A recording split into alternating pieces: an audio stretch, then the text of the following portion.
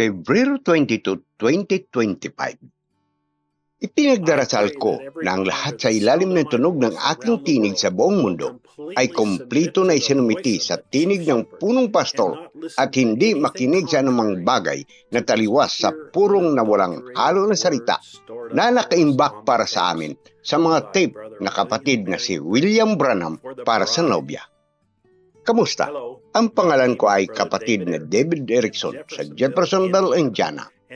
At ito ang mga agila na nagtitipon ng sulat mula sa Branham Tabernacle at anak ni Brother William Branham na si Joseph Branham. Minamahal na mga sirs, ito ay ang tanda, ito ay ang oras, ito ay ang mensahe, ito ay ang salita, ito ay tinig ng Diyos, ito ay ang anak ng tao, ito ay ibinigay na paraan ng Diyos, ito ay ang pagtatapos ng oras. Walang propita, walang apostol, hindi kailanman sa anumang oras. Nabuhay sa isang oras na nabubuhay tayo ngayon.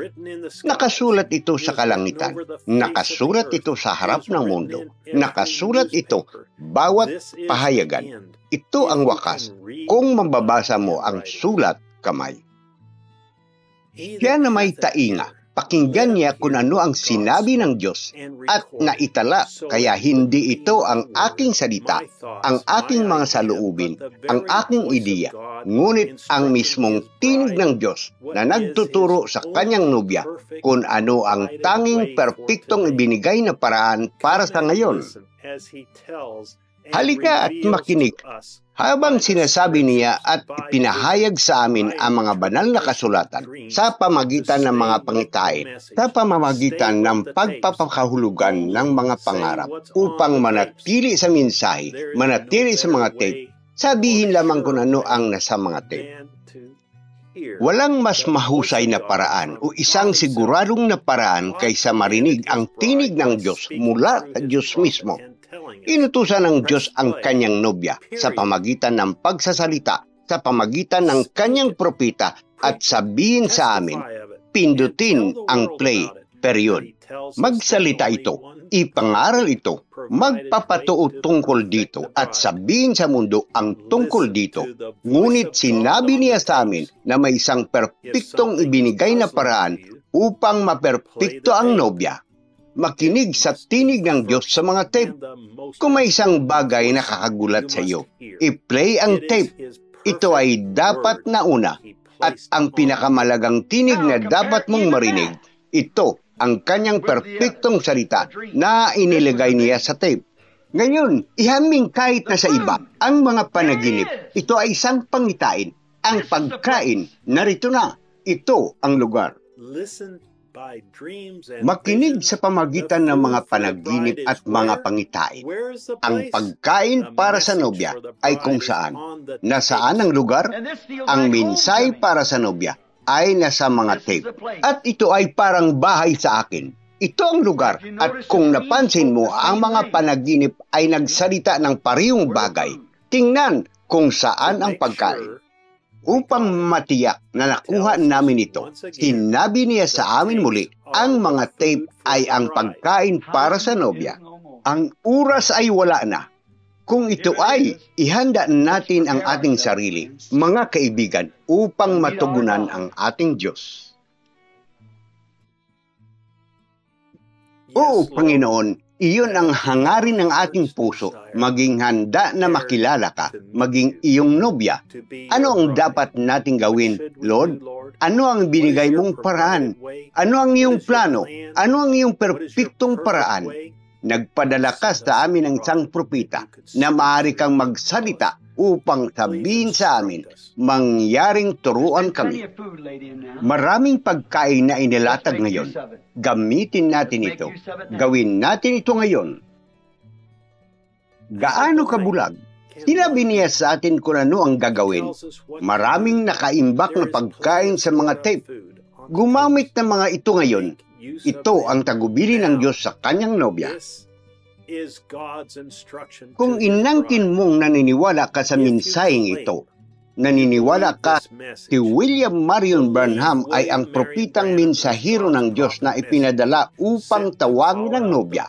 ang kanyang buhay ay tinupad ang lahat ng mga banal na kasulatan na sinabi tungkol sa kanya.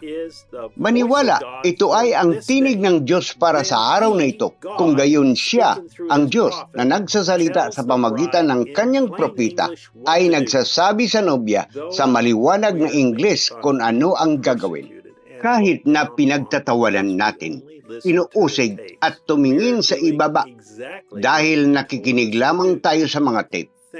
Ginagawa namin mismo ang sinabi niya sa amin na gawin. Salamat sa iyo, Panginoon, sa paghahayag. Nais kong anyayahan ang mundo na sumali sa amin ngayong linggo sa alas 12 ng tanghali, oras ng Jeffersonville. Tulad ng naririnig natin, 62-1230E. Ito na po ba ang tanda ng katapusan, sir? Maririnig natin ang lahat tungkol sa mga kulog, 7 tatak, pyramid rock, espiritual na pagkain, kawalang hanggang, konstelasyon ng mga anghel, aking punong tanggapan, pangitain, mga panaginip, hula, nakatagong mga misteryo, banal na kasulatan pagkatapos ng banal na kasulatan. Walang mas malaki sa buhay na ito kaysa marinig at sundin ang tinig ng Diyos. Brother Joseph Branham. Dito nagtatapos ang liham. Narito ang mga banal na kasulatan para sa sermon ng linggo na ito.